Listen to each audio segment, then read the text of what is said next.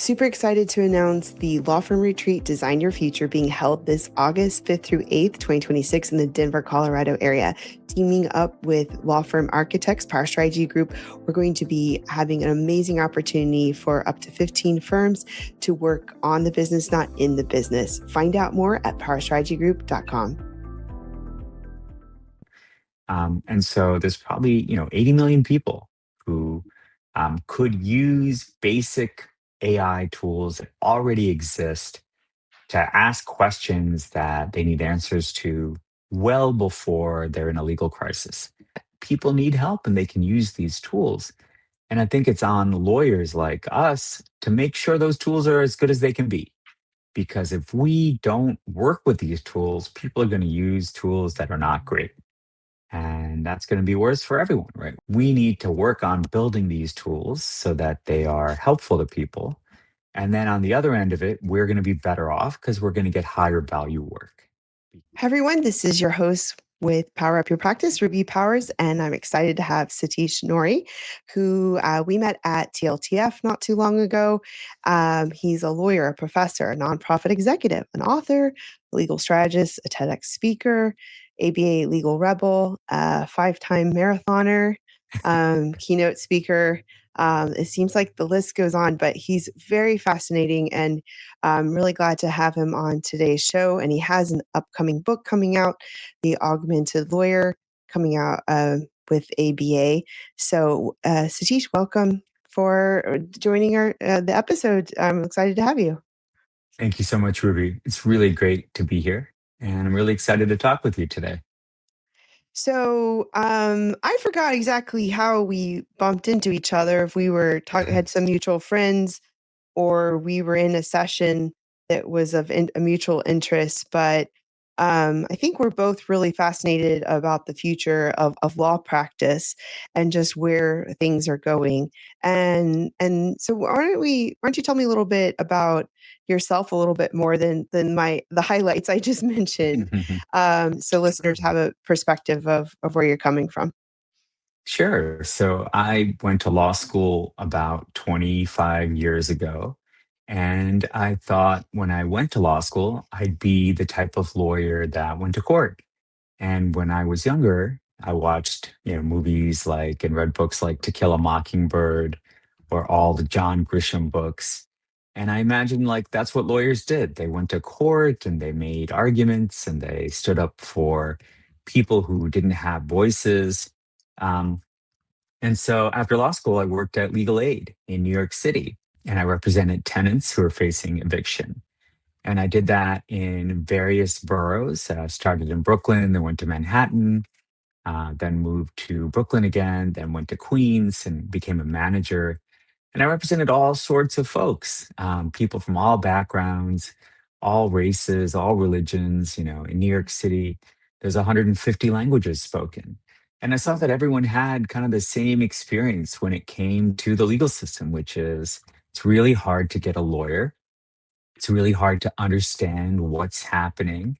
And a lot of times, just getting a fair shot is almost impossible because you don't know the rules. You don't speak the language. Sometimes, literally, you don't speak English, but most often, you don't speak the legal language, the secret language that lawyers and judges speak.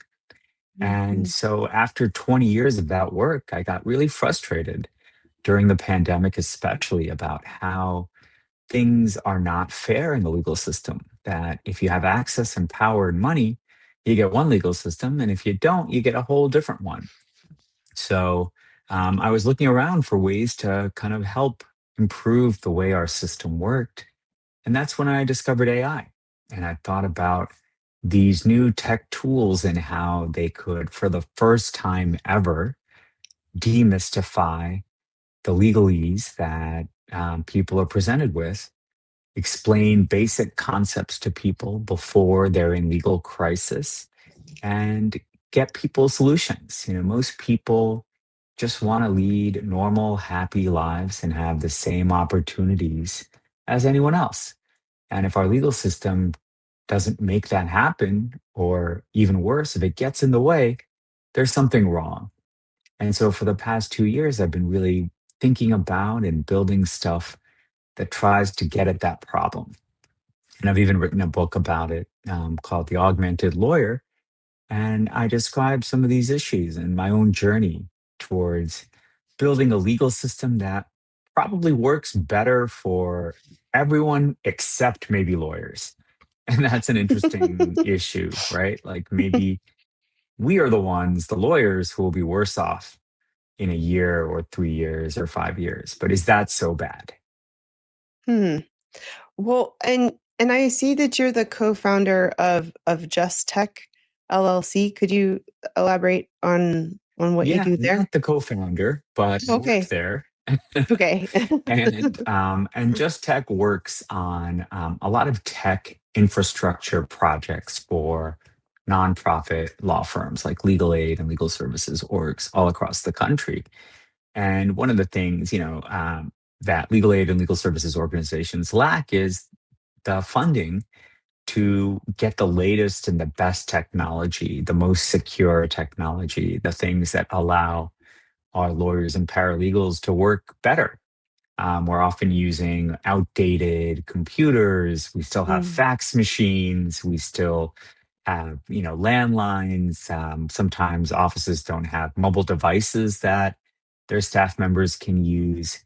And that makes it hard for us to get the work done. It makes it hard for our clients to reach us. Our websites are 10 years old sometimes. And so Just Tech was created about 10 years ago in order to help legal aid solve that problem without spending a lot of money. And I joined Just Tech about a year ago to help with the AI problem. Like, how do you think about AI? What is AI, first of all? A lot of people are confused. Like, is it some kind of alien life form? Is it going to end humanity? Is it going to destroy everyone? But more practically, it hallucinates, it's insecure, it may take your client's personal information, it's bad for the environment. There's a lot of questions about AI. So for the last year, I've been leading trainings for lawyers and legal services all across the country who want to think about AI, who want to maybe adopt some tech and maybe help get their jobs done a little bit better, maybe reach more clients, maybe solve some kind of long-standing problems about the legal system that they work in, the local courthouse, whatever it might be. And so I've been building tech, I've been training and writing about AI as a potential, transformative force for the legal field. And I think pretty much I'm convinced that it's inevitable. Like, we can't stop this thing. It's coming for us, and we've got to make the best of it. And we can make it very good for ourselves, or we can just stand in the way and be kind of washed away by this tidal wave that's coming. This episode is sponsored by Candle AI, the legal email assistant that helps legal teams spend less time on client emails. You heard me right, spending less time on emails. Candle AI works with both Gmail and Outlook, so you don't have to learn a new tool. And then it connects with popular case management systems like Clio, Filevine, INSSoom, and more to come. It instantly shows you your case and the client details the moment you open a client email and right inside your inbox. Then that means less context switching and time spent jumping to different tabs to figure out what you need to respond. Candle can also draft context-aware responses to client emails and makes it easy to create, edit, and manage your email templates. If you want to save time and take back control of your inbox, check out Candle AI. I highly suggest it. So you were saying like we don't know. I mean, what is your prediction on the future of law practice and who will benefit and just sort of like what it'll look like? We could break it down in the different steps from the different Yeah. perspectives. Yeah, I think, for a long time, lawyers view themselves kind of like bespoke tailors. We make Hmm. these garments that are one of a kind for our clients. And we are confident and kind of arrogant about how good we are at what we do and how no one else can do it exactly the same way that we do it. And we're all snowflakes and butterflies and we are irreplaceable. And, that means we can charge whatever we want and people can take their chances on the market. And if they can't afford someone who's the best, they're probably going to lose. And that's the way our legal system has worked for a long time. And that Mhm. means, lawyers are kind of drawn to these jobs where they make the most money, where they represent the people who can pay the most money. And that's usually, big corporations or very wealthy individuals. And I think what's going to happen soon is that we are going to be forced to realize that the things that we think we're so special at, we're not that special. And Hmm. ChatGPT, just right out of the box on someone's, 5-year-old iPhone, can do a lot of the things that we thought no one else could do but lawyers. And when that realization hits, most people, I think, out in the world are already doing it, right? Like millions of people are using ChatGPT every single day. And Mhm. without a doubt, they're using it for legal problems. They're asking it how they get a remedy, how they make sure they're being paid the proper wage, how do they get a divorce, how do they change their child support payment, how do they get immigration status, all these things. How do they avoid eviction? People are already doing, and they're getting pretty good answers from ChatGPT. So then who's going to pay the lawyers, right? And then if you think about corporations, well, corporations are even more savvy than the average person. And they're going to realize that they can buy ChatGPT licenses and their in house counsel can use it and their staff can use it. Their CEO is going to use it and answer a lot of their own legal questions. And so, what's the purpose of the law firm and the lawyer and the associate and the partner and all of these Mhm. structures that we have? It's going to have to change. For example, the billable hour, which is the foundation of our legal system in a way, our private legal system, right? You pay by the hour for the expertise of these very smart lawyers. Well, if it used to take 50 hours to do something, and now it takes 5 minutes with a AI legal research tool, then what happens to the other 49 hours and 55 minutes of billing time, right? It goes away. No one's going to pay for that. And so then how do you pay the associates and how do you pay for the fancy office space in Midtown Manhattan? And how do you pay, the partners, the huge bonuses and all this, it all comes crumbling down. And I think that's what we're going to be looking at.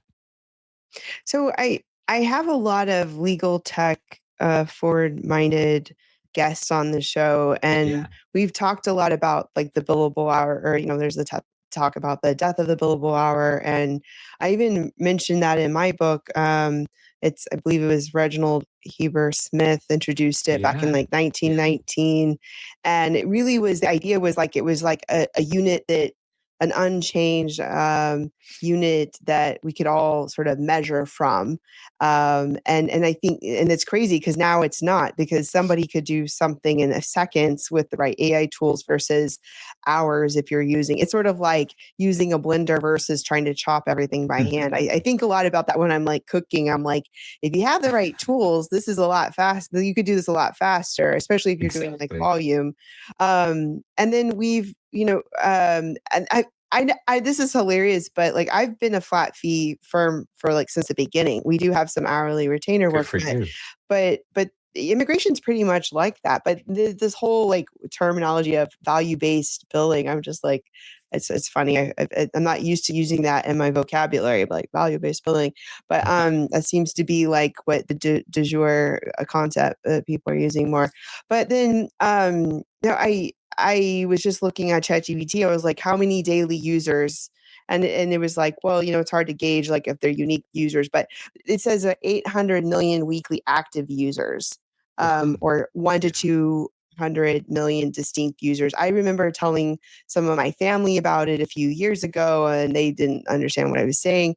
And then now, like if recent family gathering, everyone's using it on a regular basis, and Mhm. there's even reports that they're going to start putting maybe ads in ChatGPT, things like that. But anyway, let's go back to. But I think it is talking about the savviness of the clientele and what they're expecting, and Before we started recording, like you were mentioning, Richard Susskind, Daniel Susskind, the future of professions. There's a lot of writing on those topics, and then Ray Brescia wrote Lawyer 3.0, a guide to next wave lawyering. But and those were some of the conversations like you and I were having as well when we were at TLTF. Is like there's a couple of panels or some discussion rooms. It's like, where is this going? And you're a professor, I'm a professor. Like we were talking about the pipeline as well. I don't know if we were in the same room that Mhm, conversation was being had, but mhm. it was like how we train the next generation of lawyers versus how they end up once they're through the system, newly minted and licensed, and then what skill sets do they need, and continuing that whole future practice of law. So, like, I think we're seeing the consumer is changing, their expectation, their ability to navigate tech. We don't have the monopoly or oligopoly or whatever on the practice of law, like accessibility of information, and then just I know things are changing, but law doesn't change as fast as other industries, and so I think that's also, and humans can't change as fast as some of the technology is changing. So that's sort of where we're seeing this like warped world where it's like things want to move faster, but they have to be held back because of some of the confines of human connection, a humanness, I guess. I don't know what humans. And then there's Humanity. the practice humanity, right? And then there's like the practice of law and regulation and ethics. And that's usually where us lawyers are always being like, well, can I do that? Can I do this? Am I allowed to do this? And that's what's really, I see those on the forums all the time. Like, well, can I use an AI recording tool for my consults? There's, and these tools are coming out, but they're like afraid. They're initial risk adverse. Anyway, that wasn't exactly a question. That was more like, this is what I'm seeing. No, What do you I think? hear you. You know, a j a joke that I love to tell is, "How many lawyers does it take to change a light bulb?" Uh-huh. Answer, "How many can you afford?" And I think the what's telling about that joke is that, if you ask the average person, "Does the legal system work?" They'll say, "No way. It's never worked. It's not never worked for Mhm. me once, and it's cost a lot of money, and if I'm lucky, I end up where I started, but usually I'm Mhm. way behind at the end of it. I've lost a lot of time. It's very stressful. I don't get a lot of answers to my questions. And the person who's supposed to help me charges me, an arm and a leg." And so I think if you ask lawyers to change the system, they're going to say no because they're perfectly happy with the way it works. And law schools are perfectly happy doing the same old thing because it's a lot easier than changing things up. And law schools are run by people who are typically, 60, 70 years old. They've been teaching the same class for 30 years. They're far removed from the day to day practice of law. Um, and so they're not going to change it. But the average person's going to say, "Hey, I don't care about any of this. I just want a solution. I got this thing in my life that is really stressful. It's setting me back. I'm up at night. I don't know how to plan for the future because of it, and I want a Mhm. solution." And so they don't care where they get that solution. Maybe it's from Google or Reddit or their neighbor or someone at the corner store or a friend or through an email, or through a chatbot. They don't care. And it's only lawyers who think like only we can tell you this because we're special. And I think that's going to be a real problem unless we recognize that's not the case for most people. They don't care. They want their medicine. They don't care what the bottle looks like, if that makes any sense. Yeah, I've heard, like Richard Susskind say, like people don't go to doctors because they want to talk to a doctor. They just want health. It's like they, Yes. they come to us, they don't really want to talk to lawyers, no offense to us, is that they just want a solution to their problem. In fact, many Yeah. people don't even know who to go to. They don't know which lawyer, is it a lawyer? And then just like the more I've been in this space the last handful of years, like that whole latent market that's not being served, it's just I feel like that's just a fascinating conversation and trying to solve that problem of like how to leverage technology to serve those people who aren't getting um, the legal needs met and how it can meet them where they are and where their price point. But I and just another point you said about technology. And one of the things I remember about law schools, I remember from TLTF was someone in the academia said, if you don't, it was a bit jarring, but I liked it because it was like, if you law firms, if you don't like what we're producing, then don't hire them, and then we'll take note. And I was like, wow, because it is a pipeline, like the academia has their ways, like you were saying, and they don't change that frequently. And then they, if we were calling like the law students widgets or something, they produce these widgets, Yeah. and unless they're told to modify the widgets, they're going to keep doing the same thing. When I've talked to, I'm reaching out to law schools about my law practice management book, and I'm trying to get Mm, this being taught in more law schools. It's not just for people with small businesses, a small law firm. It's like big law. Anyone can benefit from the lessons in it, from business development to management to leadership yeah. to operations. So when I've talked to some of the law schools around the country, and I say, so what's going on with your AI plan or education or courses? And I've been told a few times that there's a committee convening about it. And I'm just thinking like, I'm helping organize ABA Tech Show. I'm at about what 3 to 4 legal tech conference, probably 4+ a year. Like we don't have time for committees. We've got to act. And I feel so much pressure teaching my law students about technology. I'm just like, you guys, what's going to be needed out there? You've got to have this healthy dose of curiosity. You've got to be training yourself. You've got to be taking courses. You've got to learn, because what the clients are expecting is not even really being taught in law school, and you're in for a rude awakening. Anyway. Yeah. I mean, I like what you said, which is that, we're trying to make these little widgets, right? And in a way, law school is making widgets, right? But they're Yeah, people. right. And they want these widgets, they train these people to be interchangeable widgets so that everyone's work fits with everybody else's work. And so basically, if you think about it, law school's making robots, right? They're making these human robots that go into these law firms and they can be plugged into any job and fit with all the other robots who came out of all the other law schools. And so if you think about the work of robots, it's just kind of the same old thing over and over again.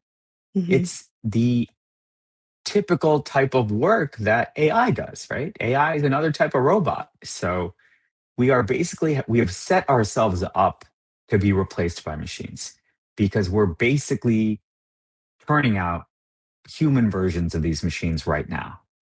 And until law schools break that up and say, no, we want to make human beings who can interact with people and help people solve everyday problems and actually manage the robots who can plug in the answers and we can assemble them in a way that's good for our clients, we're going to be obsolete. And so law schools have to do that. They have to change. And maybe that means we have fewer law schools. Maybe that means law schools take fewer people, right? And maybe that's the reality. But if you think about how many people who graduate from law school are actually happy, is that such a Hmm. bad thing? Like we're turning out people who aren't that happy and they are in a lot of debt and maybe they'll never be able to repay that debt. So let's like pull the curtain back and say, what's going on back there? Let's make this smaller. Let's make it more bespoke. Let's make it work better for the average person and stop churning out these robots that are going to become obsolete. Maybe that's the way to go forward. Well, and I think what the the law student needs to know after 3 years of law school I don't think we truly know exactly what that is right now because it's changing so quickly. Like if I Mhm. think about I've been teaching at the same law school in Houston for the last 3 years. In that course of time, I told them about ChatGPT to now there's so many new AI tools in just those 6 semesters, Yeah. and just the evolution and just even thinking what they were giving us a summary at TLTF about how quickly technologies change in the 4 TLTFs that they've held.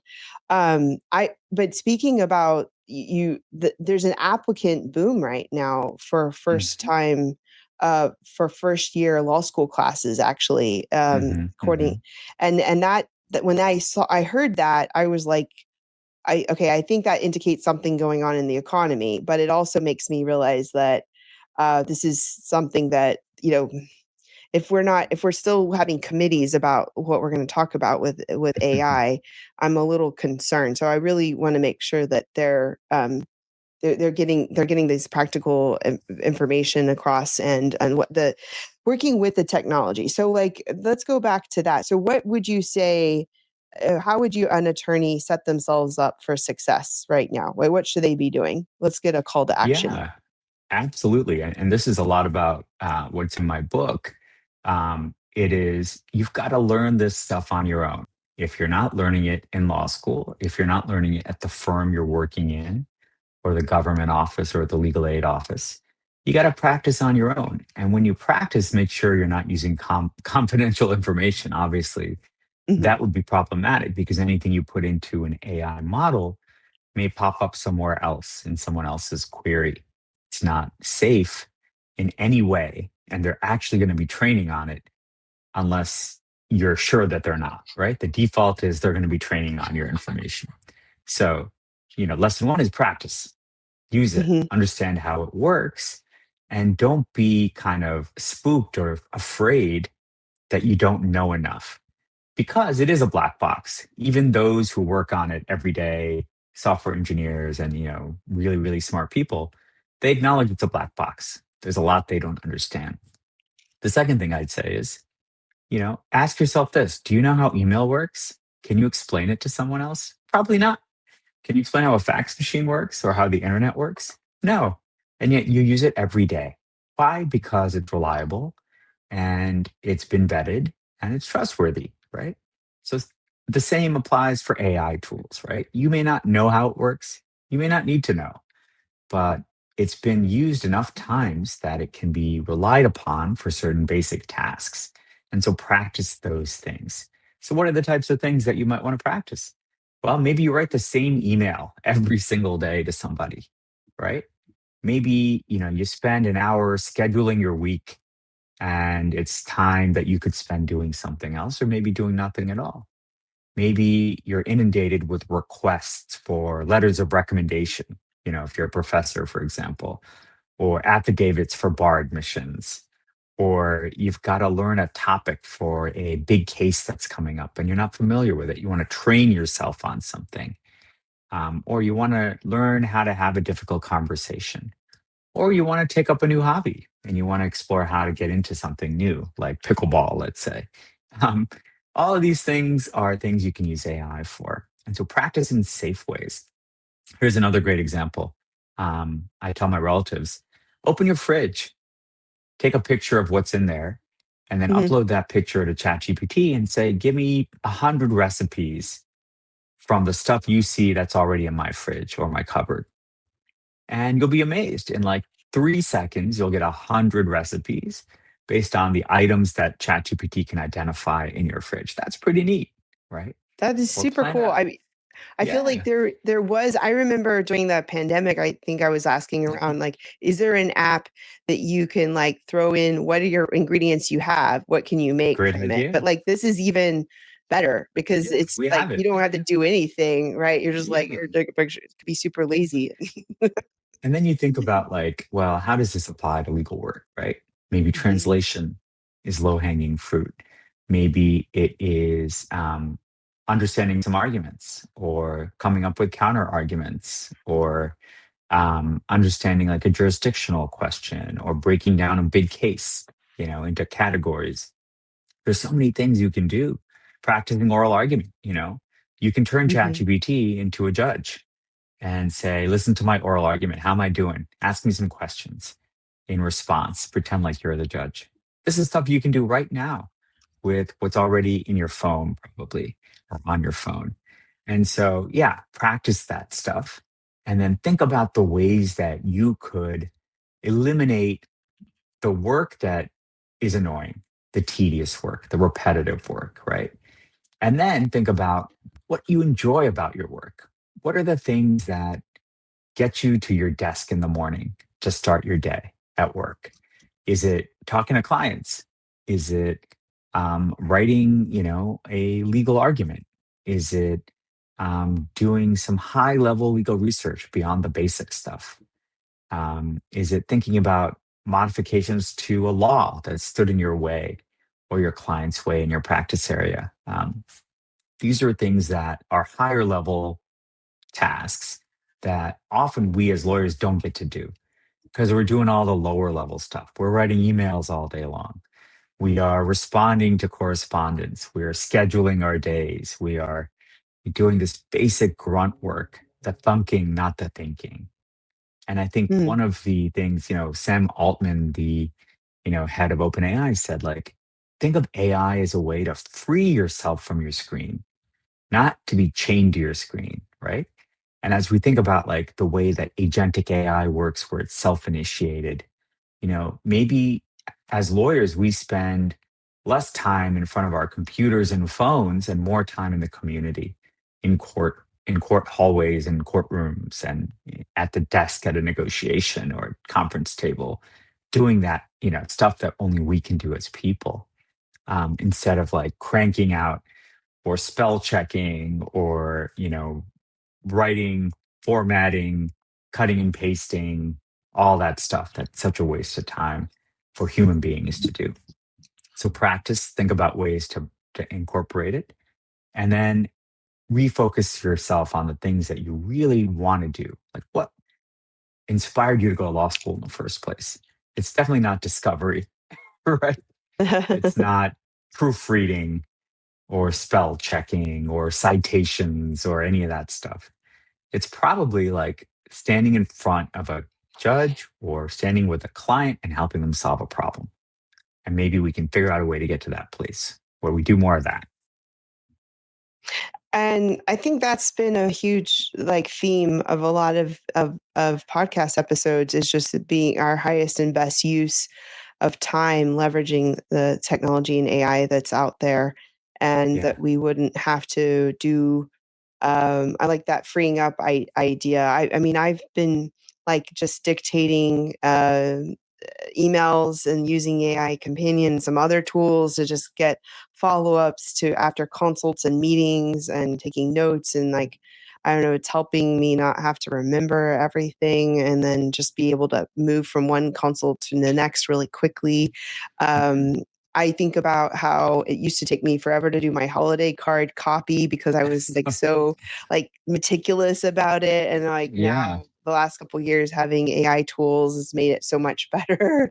But then I Yeah. also Yeah. told my team, I was like, this sounds too AI, like we needed to make it more real. Right. And, Right. and that's also like the Yeah. prompt engineering and stuff. But Yeah. I guess before we start closing up, where do you think this is going to help benefit the end user, the regular day person who has a problem and is trying to Yeah. solve it? Like Yeah. what do you envision the world's going to start looking like in that space?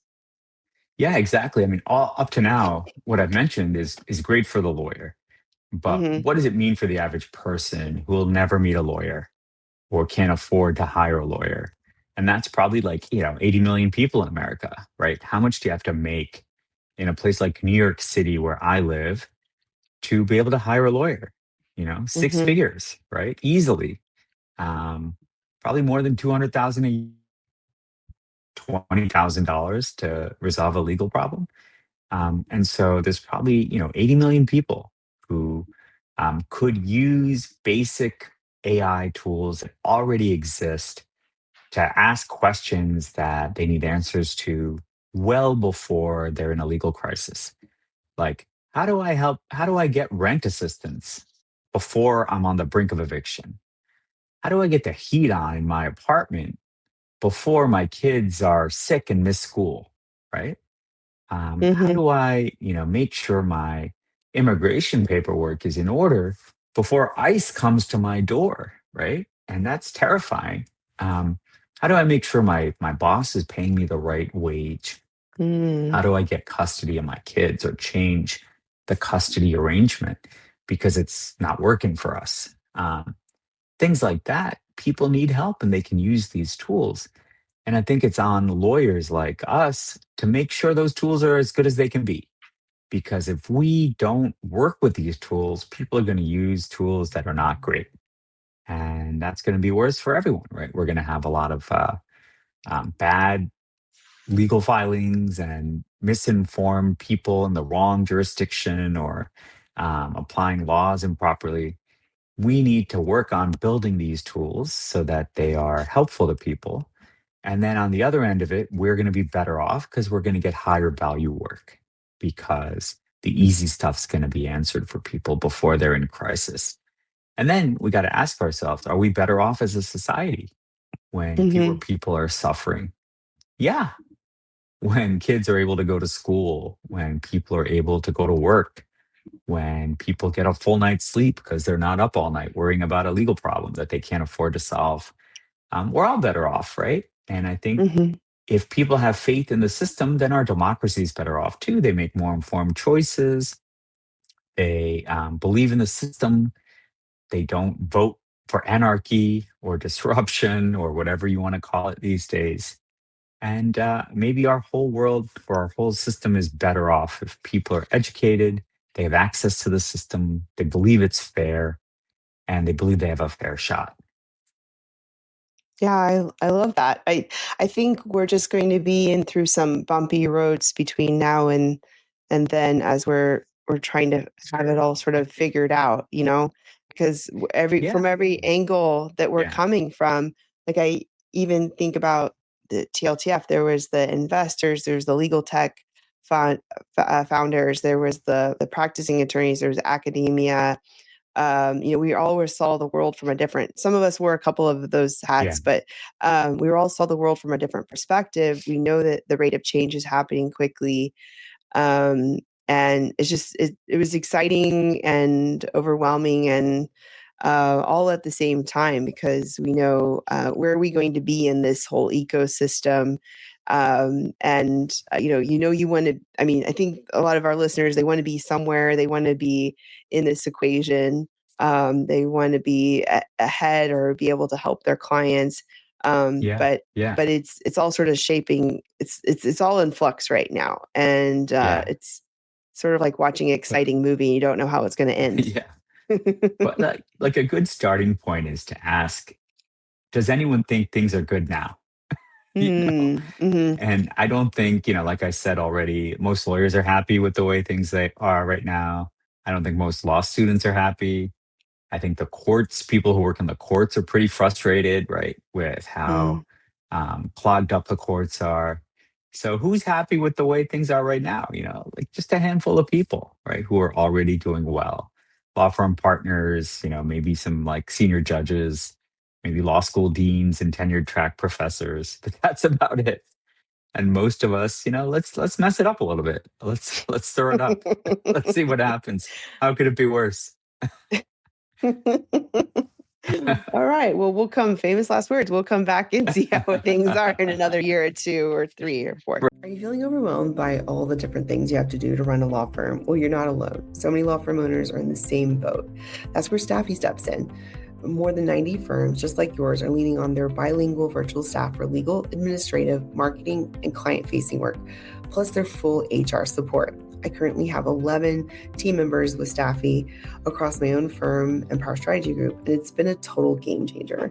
Schedule a free initial consultation at staffy.cc, that's STAFI.cc, and use the code RUBY, RUBY, for $500 off. Right. Um, well, as we close up, I like to ask my guests a few fun fact questions. So, what would be your favorite board game or card game? Yeah, it's tempting to say chess is pretty hard Uh-huh. to beat, But I recently started playing Go as well, which is like a ancient form of, I don't know if it's like checkers, but like it's with black and white tiles, and you have to like occupy as much of the board as possible.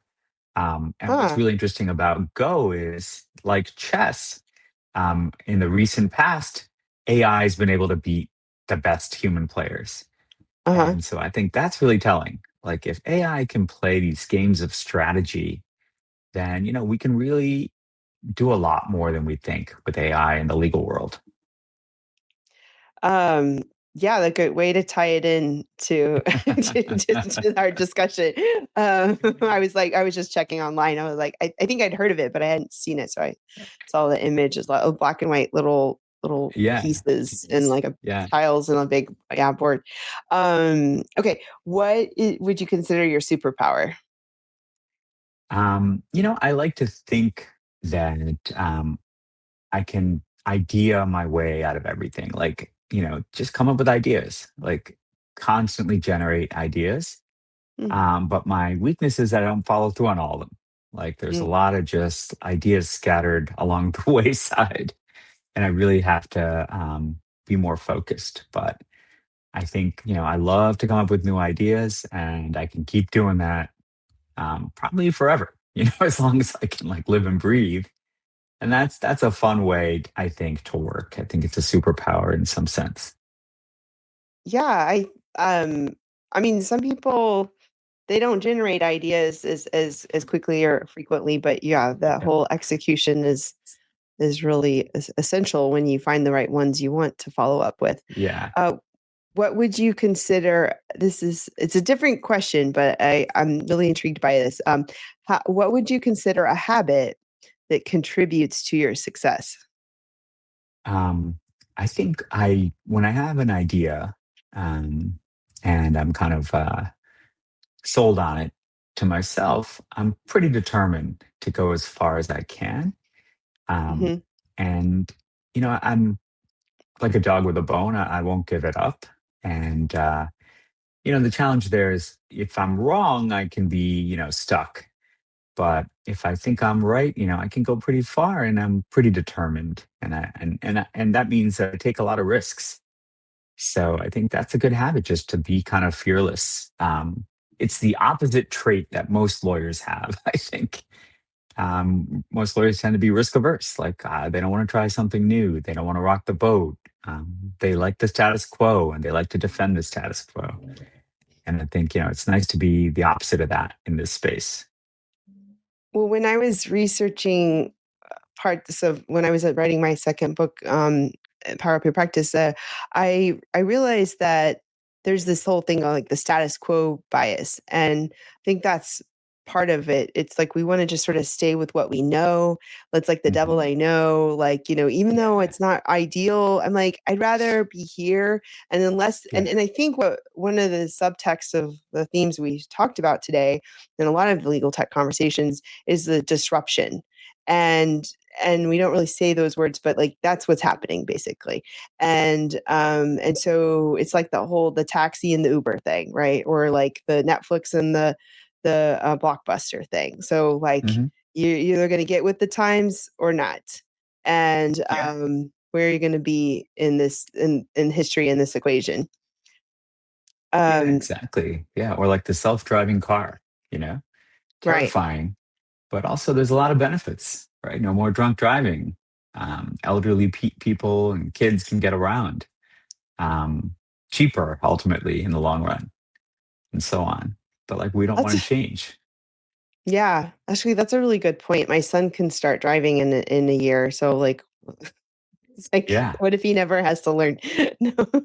Well, I have a Um, bet with my 13-year-old son uh-huh. about whether he'll ever have to learn how to drive a car. Oh, Like in really? 3 years, will we still Yeah. have cars with human drivers? Maybe, maybe Wow. not. Yeah. Well, I was telling him, I was like, because he was telling me that he can't use a phone for the first year, and like even if it's for GPS, I don't know if that's real or not, but anyway, Oh, I was like, you need to act as if you don't have a phone, you don't have electricity, you don't have internet, you need to learn how to survive. Like, I don't know, I'm just like, we were actually doing some practice driving this last week, when we were on Oh, vacation, and he's 15 in about a month, so he's getting okay. close. And because, like, that's how we learned how to drive. We didn't have a smartphone, and I was like, you had to print out Yeah, a with map or maps. something, right? And he's like, oh, those olden days and the maps. And I was like, yeah, those olden days. I was telling him, I was like, we live in Houston. I was like, okay, where is this? What are the name of the major highways, and which direction is this compared to this? Like, you got to start memorizing that, just like the Yeah. taxi cab rider drivers. Like, Yes. you need to know the streets by the back of your hand, because I mean, you're Yeah. probably going to have a phone, but what if you don't? And you need to be able to figure it out. But Yeah. No one knows how to get anywhere anymore. That's for sure. yeah. Yeah, exactly. Like, it's sort of funny because my kids will be like, "Mommy, don't you know how to get home?" I was like, "Yeah, I know how to get home. It's just like, this shows me if there's What's the best construction, way? Yeah. if it's going to be slow, if is there something in the road, you know?" Yeah. Exactly. um, Exactly. Use it. Yeah.